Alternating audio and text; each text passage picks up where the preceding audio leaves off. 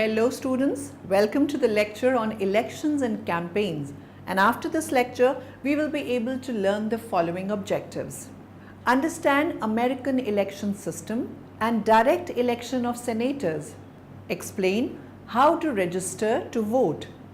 Describe absentee and early voting. Discuss on presidential elections. Define United States Congress. Explain about House of Representatives elections.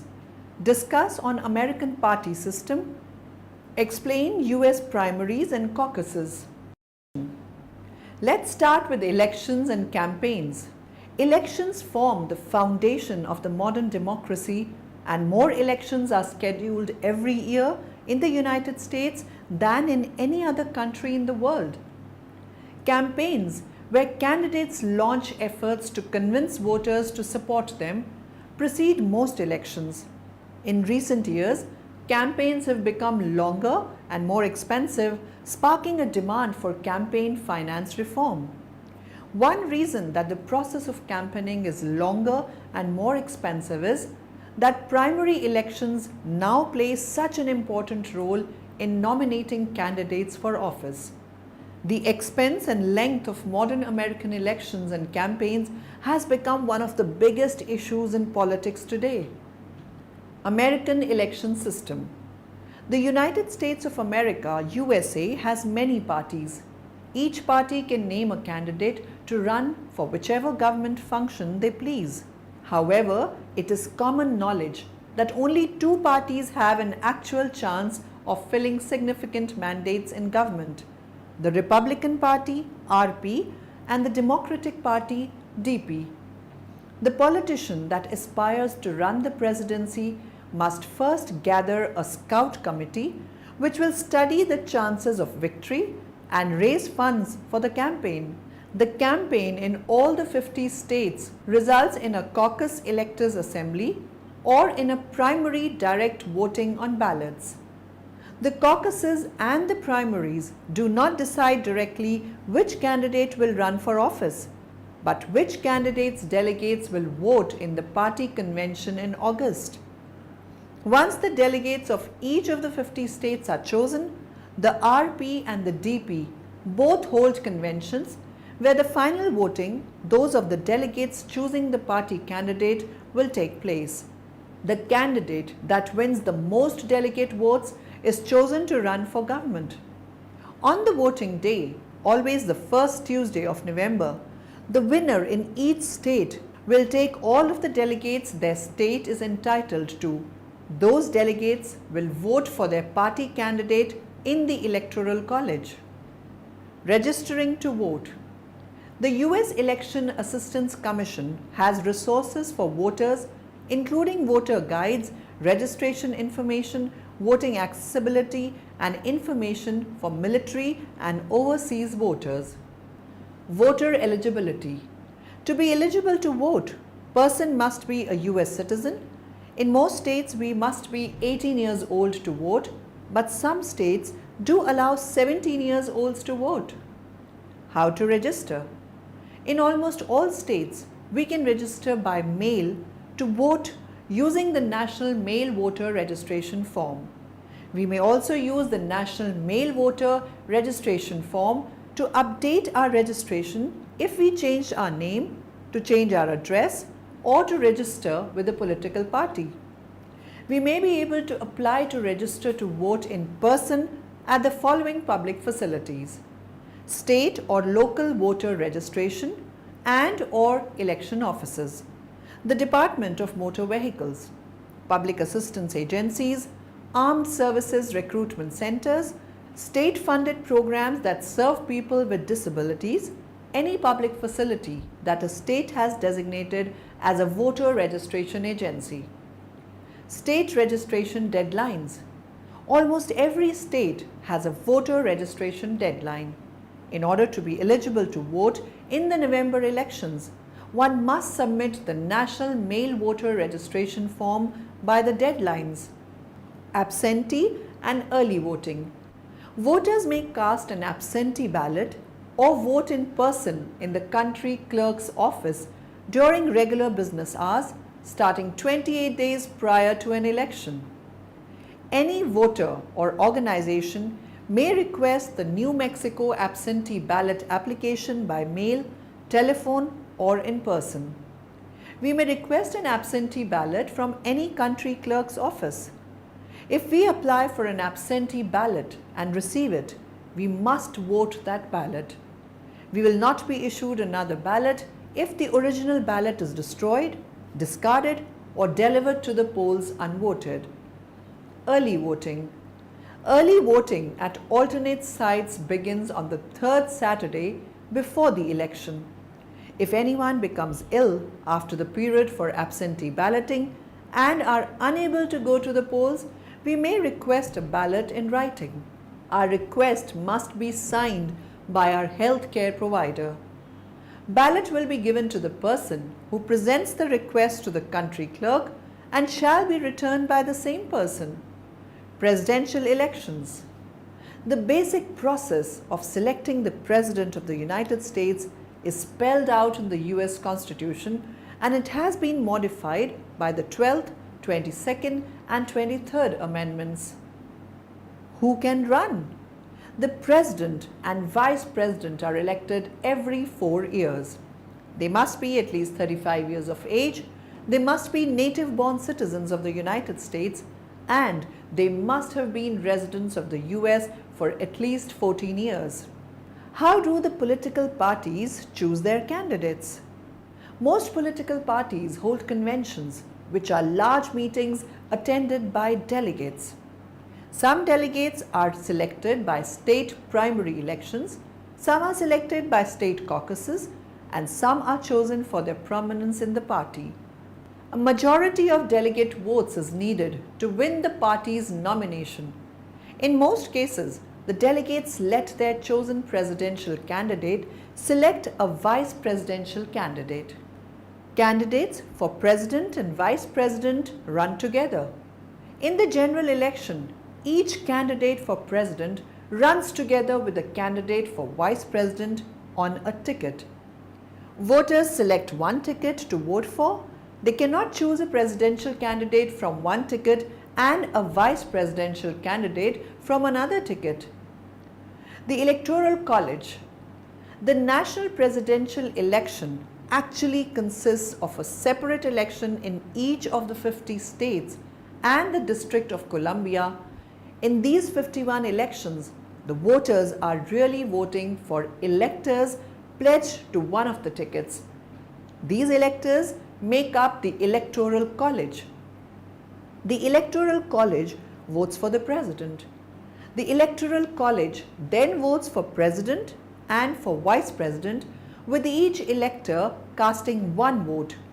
These votes are called electoral votes. Normally, one of the candidates for President receives a majority, more than half of the electoral votes. That person is elected President. That candidate's vice presidential running mate will then also receive a majority of electoral votes for vice president, and that person is elected vice president. United States Congress. The Congress of the United States was created by Article 1, Section 1 of the Constitution, adopted by the Constitutional Convention on September 17, 1787. It provides that all legislative powers herein granted shall be vested in a Congress of the United States, which shall consist of a Senate and House of Representatives. The first Congress under the Constitution met on March 4, 1789 in the Federal Hall in New York City. The membership then consisted of 20 senators and 59 representatives. The Senate is composed of 100 members, 2 from each state, who are elected to serve for a term of 6 years. Officers of Congress. The Vice President of the United States is the presiding officer of the Senate. In his absence, the duties are taken over by a President pro tempore elected by that body or someone designated by him. The presiding officer of the House of Representatives, the Speaker, is elected by the House. He may designate any member of the House to act in his absence. Direct election of senators. Voters have elected their senators in the privacy of the voting booth since 1913. The Senate of the United States shall be composed of 2 senators from each state chosen by the legislature thereof for 6 years, and each senator shall have 1 vote. The election of delegates to the Constitutional Convention established the precedent for state selection. The framers believed that in electing senators, state legislatures would cement their tie with the national government, which would increase the chances for ratifying the Constitution. The 17th Amendment to the U.S. Constitution. The Senate of the United States shall be composed of 2 senators from each state elected by the people thereof for 6 years, and each senator shall have 1 vote. The electors in each state shall have the qualifications requisite for electors of the most numerous branch of the state legislatures. House of Representatives election. The founders intended the House of Representatives, with its small districts and frequent elections, to be the pulse of American democracy. The founders wanted House members to be closely bound to their constituencies. A bigger house would require some additional expenditure, but legislative operations comprise a tiny fraction of the federal budget. Staff resources could be held constant, more or less, with costs divided by 1,000 American government instead of 435. House expansion will be practically impossible without a constitutional amendment. American party system. The next presidential election will be won by either a Republican or a Democrat. Then after the next congressional elections, Congress will be controlled either by the Republicans or the Democrats. And almost every state governor's office will be controlled either by the Republicans and the Democrats. Now, how do I know these things? Well, of course, it's because I'm a clever political scientist, but it's also because they reveal a fundamental aspect of American political life. That is, we are fundamentally a country that is guided by 2 dominant political parties. Now, you should ask yourself, why do we have a 2-party system? And why are these 2 parties the Republicans and Democrats? Well, the answer to the first question is we don't literally have a 2-party system. We have multiple parties here. As I was looking at the results from the 1996 presidential election, I found some pretty interesting things. Let me give you a couple examples. The Republicans and Democrats won about 90% of the popular vote for president. But still, the Reform Party received almost 8 million votes. The Green Party received almost over 500,000 votes. The Libertarians received 450,000 votes. The U.S. Taxpayer Party, 175,000. And the Natural Law Party was able to obtain the votes of over 100,000 American citizens. So we have multiple parties participating in politics. And sometimes these other parties can win. Jesse Ventura is the governor of Minnesota now. He's not a Republican. He's not a Democrat. He ran on his own ticket and he won. So it can happen. Still, almost always, almost all elections are won by either a Republican or Democrat. U.S. primaries and caucuses. This is the process by which supporters of the Democratic or Republican parties in each U.S. state say which candidate they would like to see representing their party in the presidential poll. How does it work? Each state gets to send a certain number of delegates to the party's national conventions in the late summer, where each party's nominee is formally chosen and the primaries and caucuses determine which candidate those delegates vote for. Caucus or primary? What's the difference? Caucus procedures vary according to state law. At Democratic caucuses, the voters sometimes publicly divide into groups, gathering in different corners of a room to show their support for the different candidates, and delegates are allocated accordingly. Republican caucuses usually take the form of a secret ballot, the results of which inform the allocation of delegates. Is a long nomination contest a bad thing? To spend several months crisscrossing the country meeting voters is a good test of a candidate's strengths and weaknesses, and it gives Americans lots of opportunities to decide which politician they like best. Also, A little-known candidate who does well in the early caucuses or primaries has a chance to attract financial support and organize a strong campaign. However, a long primary season can mean the eventual nominee has less time to prepare for the general election battle against the other party's candidate, and that their own party is more divided.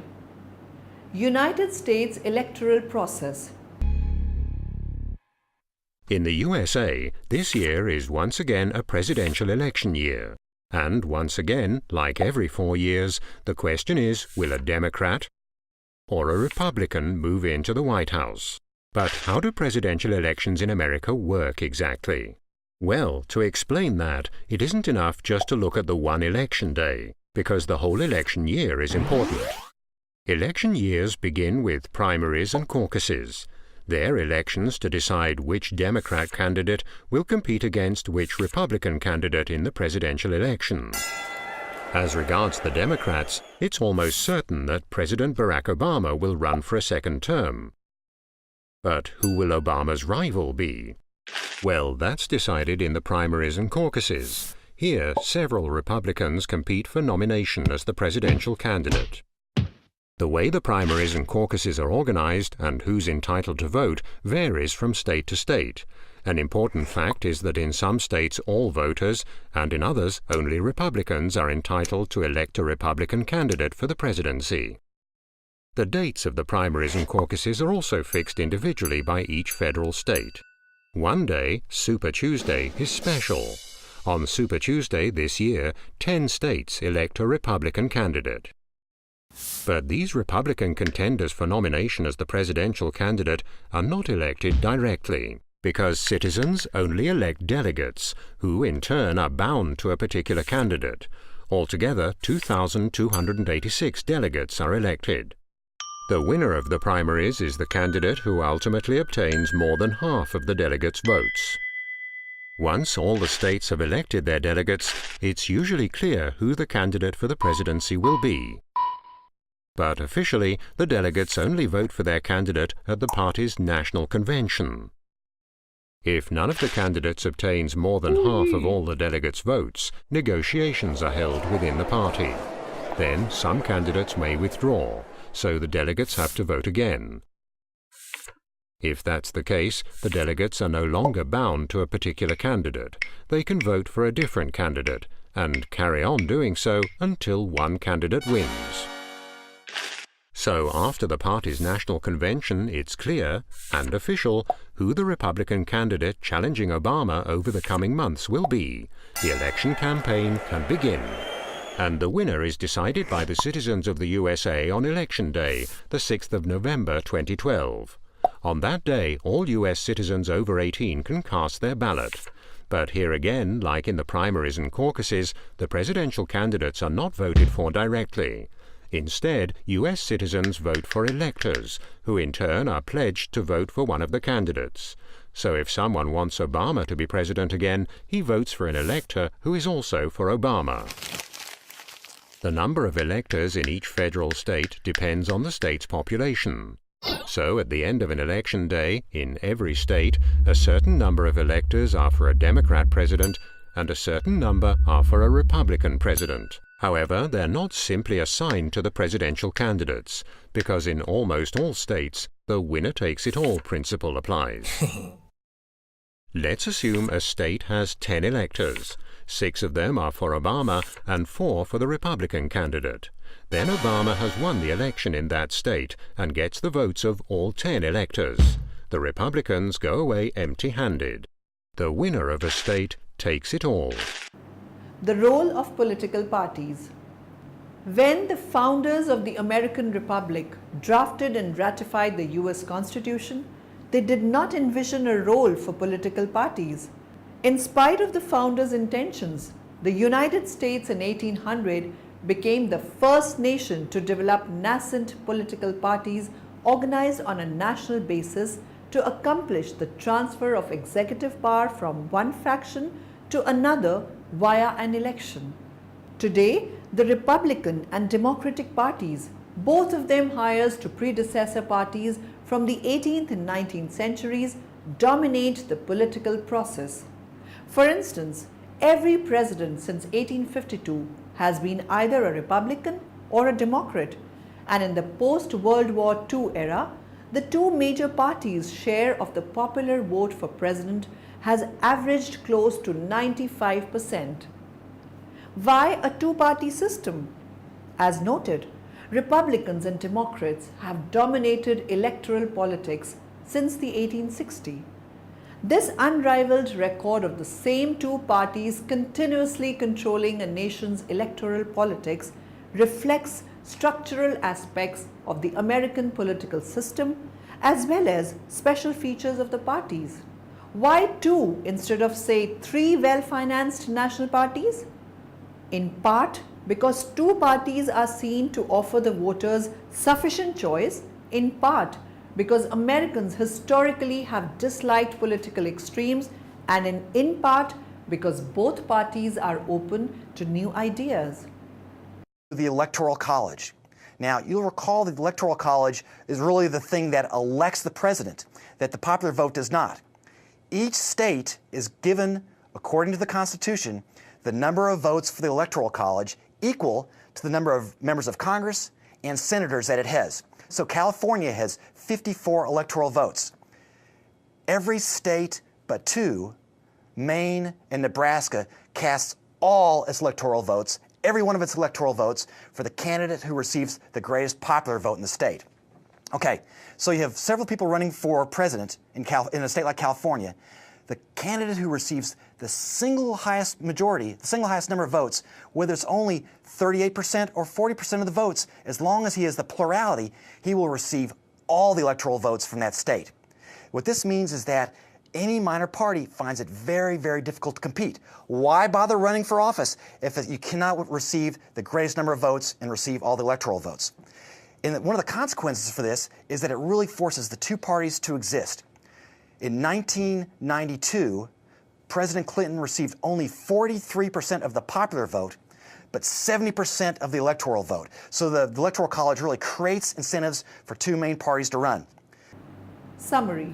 Now in the end, let us summarize what we have learnt in this lecture. Understand American election system and direct election of senators. Explain how to register to vote. Describe absentee and early voting. Discuss on presidential elections. Define United States Congress.